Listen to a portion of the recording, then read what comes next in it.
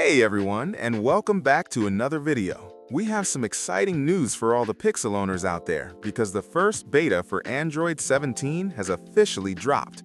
If you are using a Google Pixel 6 or any newer device, you can actually install this update right now to get an early look at the next generation of Android features.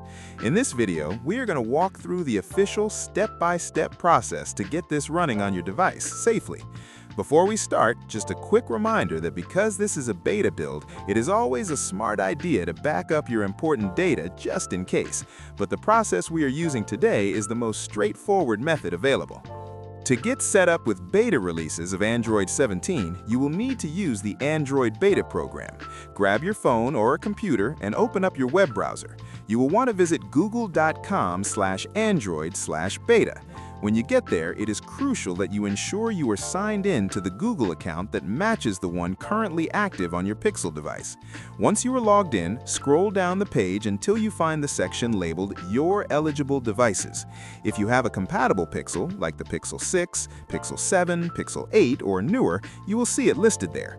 Look for the button that says Opt In right under your device image. Click that, review the terms that appear regarding the stability of beta software, and confirm your selection to join the program. Once opted in, you will be able to check for updates on your device to actually install the update. To do this, head into your phone's Settings app, scroll down to System, and tap on Software Update. Refresh the page to see if the Android 17 beta is available for download. This usually happens within a few minutes to an hour, but can occasionally take longer depending on server traffic, so be patient if it doesn't appear instantly. Once it arrives, install it just like a normal security patch.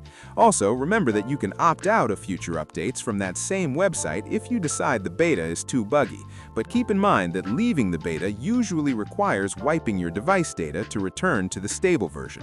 We are expecting some great performance improvements with Android 17, so enjoy exploring the new software. Thanks so much for watching, and I'll see you in the next one.